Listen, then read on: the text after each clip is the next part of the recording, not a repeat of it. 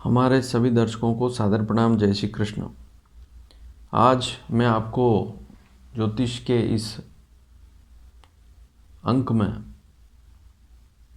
समय पर विवाह किस योग के कारण बनता है उसके बारे में बताऊंगा। आपके परिवार में या आपके आस पड़ोस में ऐसे बच्चे आपने देखे होंगे जिनका विवाह बिल्कुल सही आयु में हो गया था या हो रहा है। तो ऐसी स्थिति कुंडली में किस ग्रह के कारण बनती है या किन ग्रहों के प्रभाव से बनती है कि व्यक्ति का विवाह समय पर हो जाता है। आज के समय में यदि हम विवाह की सही आयु माने तो 23 से 27 साल के बीच में होती है। 27 साल से ज़्यादा आयु हो जाए तो वह देरी वाली कहलाती है। तो 23 साल की आयु से 27 साल की आयु के बीच में आज के परिप्रेक्ष्य में देखें तो विवाह योग बन जाता है और कुंडली में उस योग को कैसे समझते हैं आज मैं आपको बताऊंगा। इस चैनल के माध्यम से विवाह में देरी के योग, विवाह समय पर हो उसके समाधान बताए जा रहे हैं।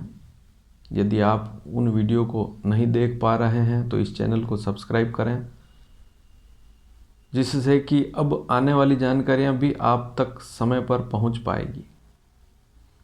तो इस योग को समझते हैं। सबसे पहले तो आप यहाँ पर लग्न कुंडली देखें।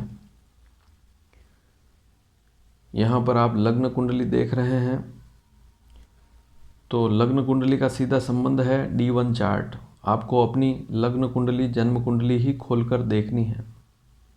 सबसे महत्वपूर्ण कुंडली लग्न कुंडली ही होती है। ऊपर मैंने यहाँ पर आप देखेंगे ध्यान से 12 राशियाँ, उनके अंक और उनके स्वामी लिखे हैं। प्रत्येक वीडियो में इसकी जानकारी लगभग मैं देता ही हूँ। तो बहुत से लोग जो हमारे दर्शक काफ़ी समय से जुड़े हुए हैं वे इन राशियों को, इनके स्वामियों को समझ चुके हैं, लेकिन जो आज ही जुड़े हैं वे समझें कि जैसे मेष राशि है उसका स्वामी मंगल है, वृषभ राशि है उसका स्वामी शुक्र है, मिथुन राशि है उसका स्वामी बुध है, कर्क राशि है उसका स्वामी चंद्रमा है। और कुंडली में केवल अंक लिखे हुए होते हैं। हर भाव में या तो ग्रह होंगे या अंक लिखे हुए होंगे। तो आपको अंकों को देखकर उस राशि का पता लगाना है कि इस भाव में कौन सा अंक लिखा हुआ है, उसका स्वामी कौन है। अब ये सारी स्थिति समझने के बाद आपको लग्न कुंडली में सप्तम भाव को देखना होगा। यहाँ पर देखें आप सप्तम भाव, सातवां भाव। कुंडली का सातवां भाव किसका होता है? एक लड़की के लिए उसके पति का भाव, एक लड़के के लिए उसकी पत्नी का भाव, और वैवाहिक स्थिति देखते हैं सप्तम भाव से कि इस व्यक्ति की वैवाहिक स्थिति क्या होगी, वैवाहिक जीवन कैसा होगा। सप्तम भाव पर दृष्टि डालना बहुत जरूरी है। और नियम क्या है, जल्दी विवाह हो जाए या समय पर विवाह हो जाए उसका नियम क्या है, इस सूत्र को आप अच्छी तरह से समझ लें कि यदि सप्तम भाव का जो स्वामी है, सप्तम भाव का स्वामी केंद्र में बैठ जाए। अब केंद्र किसे कहेंगे? इस कुंडली में आप ध्यान से देखें, लग्न जहाँ लिखा है प्रथम भाव उसे केंद्र कहते हैं। जहाँ चौथा भाव, चतुर्थ भाव लिखा है ध्यान से देखें, उसे भी केंद्र कहते हैं। सप्तम भाव को भी केंद्र कहते हैं और दशम भाव को भी केंद्र कहते हैं। इसकी जानकारी भी मैं पूर्व के वीडियो में कई बार दे चुका हूँ। तो ये चारों केंद्र कहलाते हैं। और यदि सप्तम भाव का स्वामी इन केंद्रों में ही कहीं बैठा हो, अच्छी स्थिति में हो, सूत्र जो है वह क्या है समझें। सप्तम का स्वामी इन केंद्रों में ही कहीं अच्छी स्थिति पर बैठा हो, दूषित ना हो, पाप ग्रहों के साथ ना हो। पाप ग्रह जैसे शनि है, राहु है, केतु है या सूर्य है, मंगल है, तो उस स्थिति को भी देखना पड़ेगा। और लग्न का स्वामी या तो पंचम भाव में हो या भाग्य भवन में हो, नवम भाव में।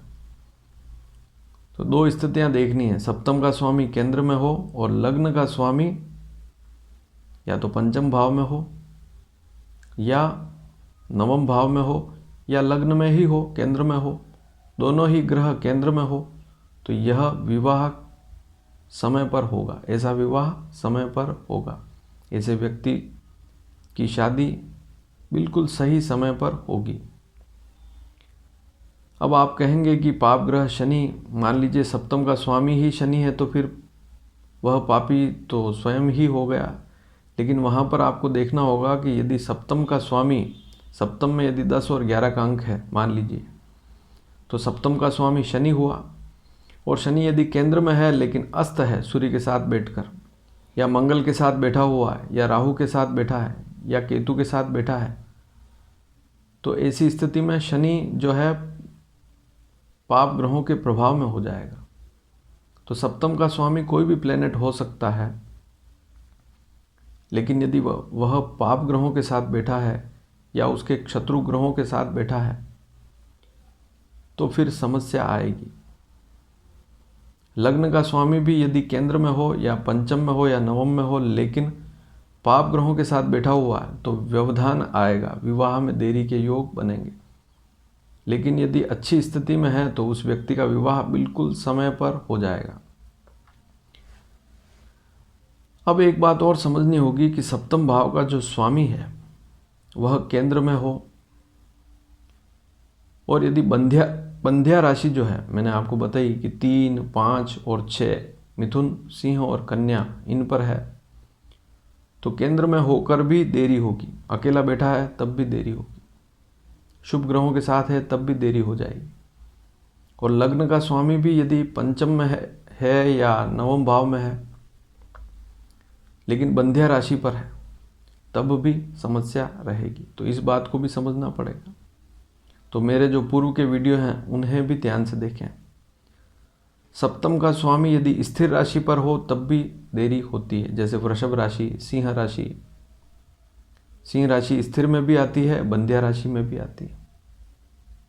वृश्चिक राशि, कुंभ राशि, वृश्चिक पर फिर भी इतना अशुभ प्रभाव नहीं देता है, सप्तमेश यदि वृश्चिक पर हो, लेकिन वृषभ, सिंह, कुंभ इन पर हो तब भी विवाह में कुछ अड़चन आती है।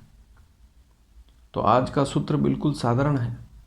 सप्तम का स्वामी यदि केंद्र में हो और लग्न का स्वामी यदि पंचम में हो, नवम में हो, नवम में तो बहुत ही अच्छी स्थिति होती है, और दूषित ना हो तो समय पर विवाह हो जाता है। अब एक स्थिति और है, यदि लड़की की कुंडली में केंद्र में, इन चारों केंद्रों में, लग्न चौथे भाव में, सप्तम भाव में, 10वें भाव में गुरु या शुक्र बलवान स्थिति में हो, अच्छी डिग्रियां हो उसकी 10 से 20 डिग्री के बीच में या 12 से 18 डिग्री के बीच में हो, और अच्छी स्थिति में है, शुभ राशि पर है, मित्र राशि पर है गुरु या शुक्र, और लड़का है तब भी शुक्र या गुरु केंद्र में बलवान स्थिति में है, तब भी विवाह समय पर हो जाता है। तो ये स्थितियां देखनी पड़ती है। लग्नेश अर्थात व्यक्ति स्वयं, सप्तमेश वैवाहिक स्थिति, दोनों ही स्थितियां अच्छी है तो विवाह समय पर हो जाएगा। यदि पंचम भाव का स्वामी भी लग्न में बैठा हुआ है, सप्तम भाव का स्वामी भी लग्न में बैठा हुआ है, तब भी विवाह समय पर हो जाता है। यदि नवम भाव का स्वामी भी लग्न में बैठा है, सप्तम भाव का स्वामी भी लग्न में या केंद्र में बैठा है, तब भी विवाह समय पर हो जाता है। लेकिन सप्तम भाव में कहीं पाप ग्रह बैठे हैं तब स्थिति खराब हो जाती है। तो सप्तम भाव को भी देखना पड़ेगा। तो सप्तम भाव में यह देखें कि वहाँ पर कोई पाप ग्रह ना हो, जैसे राहु है, शनि है, सूर्य है तब भी बार बार रिश्ते होकर टूटने की स्थितियाँ बनेगी, केतु है तब भी स्थिति खराब रहेगी सप्तम भाव में, मंगल है तब भी स्थिति, और ज़्यादा ग्रह बैठे हुए हैं सप्तम भाव में 2 या 3 तो और स्थिति खराब हो जाती है। लेकिन यदि सप्तम भाव का स्वामी केंद्र में अच्छी स्थिति में है और लग्न का स्वामी भी केंद्र में हो, पंचम में हो, नवम में हो, अच्छी स्थिति में हो, इन दोनों भावों के स्वामी अच्छी स्थिति में हो तो व्यक्ति का विवाह समय पर हो जाएगा। फिर बाद में एक स्थिति और देखनी पड़ती है कि दशाएं भी अगर अच्छी चल रही है तो फिर क्या कहना, फिर तो कोई बाधा ही नहीं, सारी स्थितियां अच्छी रहती है। तो इसमें से अगर एक दो बात भी अगर ढंग की मिल जाए तो व्यक्ति का विवाह समय पर हो जाता है। दो स्थितियां तो बहुत अच्छी होती है, लग्नेश और सप्तमेश, इन दोनों की स्थितियां कुंडली में अगर कहीं पर बैठे हैं, ये केंद्र में या त्रिकोण में, लग्न पंचम नवम में बैठे हैं या केंद्र लग्न चतुर्थ सप्तम दशम में बैठे हैं और अच्छी स्थिति में है तो विवाह समय पर ही होगा। दूसरे भाव का स्वामी 11वें भाव में हो और 11वें भाव का स्वामी दूसरे भाव में बैठा हो तो ऐसा भी हमारे शास्त्रों में लिखा है कि विवाह समय पर हो जाता है। तो यह स्थिति भी लिखी है कि व्यक्ति का विवाह सही आयु में हो जाता है। लेकिन लग्नेश और सप्तमेश की स्थिति भी देखनी होती है, सबसे पहली स्थिति यही देखनी होती है। और जिस किसी कुंडली में लग्नेश और सप्तमेश पीड़ित हैं वहाँ कोई न कोई समस्या है ही। दोनों में से एक कोई पीड़ित है तो 50% समस्या, दोनों पीड़ित हैं तो 100% समस्या, और दोनों ही पीड़ित नहीं हैं तो समय पर विवाह हो जाएगा। इस सूत्र को आप याद रखिए। और यदि यह वीडियो आपको पसंद आया हो तो इसे शेयर करना बिल्कुल भी ना भूलें। चैनल को सब्सक्राइब करेंगे तो आने वाले समय में सभी जानकारियाँ समय पर मिल पाएगी। धन्यवाद। जय श्री कृष्ण।